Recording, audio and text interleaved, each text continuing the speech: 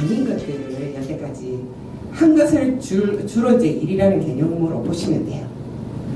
그러면 뭘 하느냐 하는 게 이제 남겠죠. 그 다음에 그죠. 그러면 진짜 이 일만 하고 살아서 하는 반대말은 뭐예요, 그러면? 놀기만. 즐긴다. 놀기만 한다? 내가 하고 싶은 걸 찾아서 한다. 그쵸. 내가 하고 싶은 거. 그쵸. 그러니까 내가 주인공이 내가 이제 중장년의 특징을 조금 알아보고요. 그 다음에 우리가 어떻게 하면 조금 더 액티브 시니어로 사는가 하는 것이에요. 그래서 이제 발달 과업하고요. 인생에 무엇하고 살고 싶은가? 이제 이런 것들을 쭉 알아볼 텐데요. 여기 뭐 답은 나와 있는데 원래는 2018년까지 지금 13만 명이라 그러면 일 쪽으로 찾아가요. 그리고 또 사회공헌은 관심은 많으세요. 관심은 많은데 이제 만족도는 과연 그만큼 높을지는 물음표고요. 정리를 해보니까 결국은 80세까지는 우리가 많은 것을 아직 할 수 있는데 이렇게 아이들은 우리의 인생을 그렇게 본다라는 게 뭐 어쩔 수 없죠 뭐. 근데 이제 우리 마음을 끄집어내 줄 수도 없고요. 그래서 은퇴 전후에 자기 성취를 할 수 있는 그리고 무엇인가 아직 될 수 있는 서드 에이지. 그래서 70대 중후반까지 이제 열심히 살다가 그러면 2차 성장을 하는 거예요. 그렇게 해서 뭔가 채워지고 인생 2막을 맞이해서 30년을 살아 축소되면서 지속된다라는 거. 그거를 염두에 두시기 때문에 지금 내가 여가를 어떻게 더 잘 보내느냐. 그 어떤 그런 어떤 방향성을 좀 결정을 잘 하셔야 된다라는 겁니다. 그래서 쭉 한번 정리해 볼까요? 우리 때는 일, 가정, 재정립을 해야 돼요.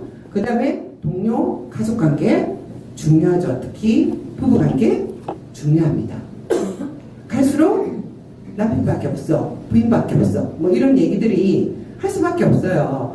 그래서 뭐 부인의 치마끈만 잡고 따라다니는 남편을 좀 더 수용할 수 있는 그런 마음이 필요한 때가 이때인 것 같아요.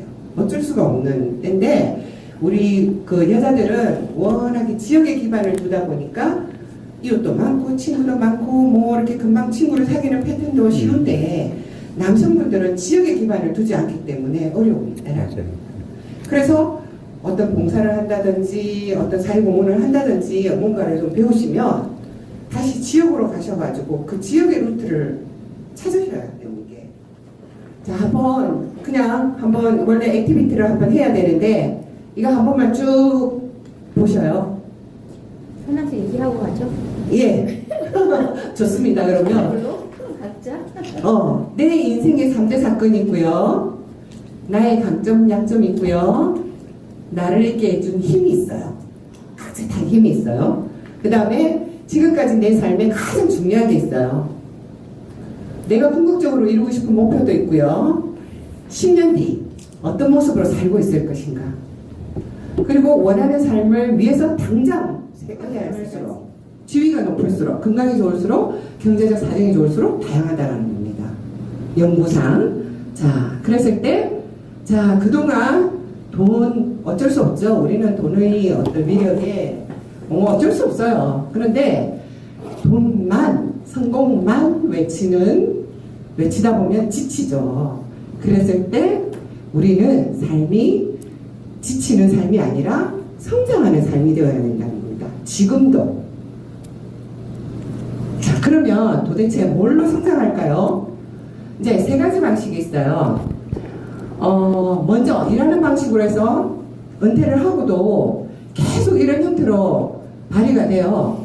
그러면 관계가 좋았던 분들은 전 직장 사람들에게 소개를 받고 어떻게든 또 연결되시는 분이 있어요.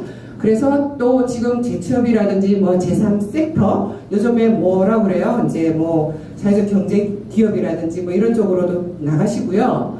뭐 협동조합 만드시고요. 열심히 활동하고 있어요. 뭐 제3섹터라는 것은 좀 낯선 용어이긴 하지만 지금 이 개념이 완전 정립된 용어는 아니지만 뭔가를 지금 우리 세대가 하고 있다. 어떤 식으로 여기는 나누었냐면 먼저 커리어 모색을 하는 과정이에요. 그래서 그려 모색하는 과정을 쭉 다 모아놓고요. 그 다음에 이제 생애 설계를 해요.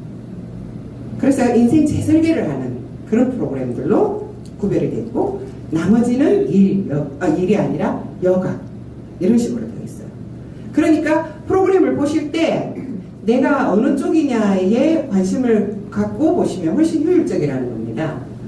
자, 그래서 서울시에서도 평생 학습 포털이라는 게 있는데, 이 서울시는 내가 가서 강사도 될 수 있고 학생도 될 수 있는 프로그램이에요. 이 프로그램들이 나는 뭔가 된장 담그는 거, 나는 뭐 요리를 잘해, 나는 뭐 정말 오늘의 디저트를 만들고 싶어, 이런 것들이 다 누구나 할 수 있는, 내가 이제 저기 보시면은 재능기부 강사 신청서를 내시고 강의 제안서만 내시면 뭐라도 가능하다라는 겁니다. 그래서 강사 활동에 관심 많으신 분들은 이쪽으로 가보시고요. 시민대학 여기 보시면은 은평, 여기 뚝섬 중남학습자, 서울의 23개 대학에서 이걸 운영을 해요. 들어와요. 서울에 뭐 어디 가볼까, 뭘 할까, 이런 거 다 들어가 있어요. 자, 이렇게 보시고요. 자, 그러면 조금 더 구체적으로 한 걸음 더 들어가겠습니다. 저기 보면 내 손 안에 서울 있죠?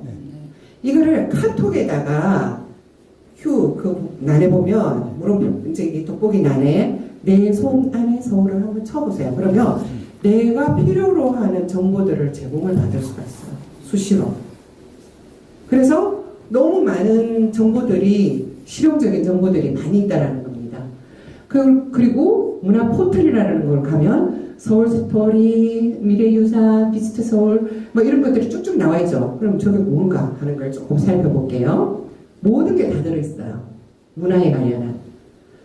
그리고 스토리인 서울이라는 거는 여러분들이 주인공이에요. 우리 마을에 공동으로는 생각보다 안 알려져 있지만 우리 마을에 이런 스토리가 있어. 마을 이야기들을 들려주면은 원고료를 주십니다. 여기서.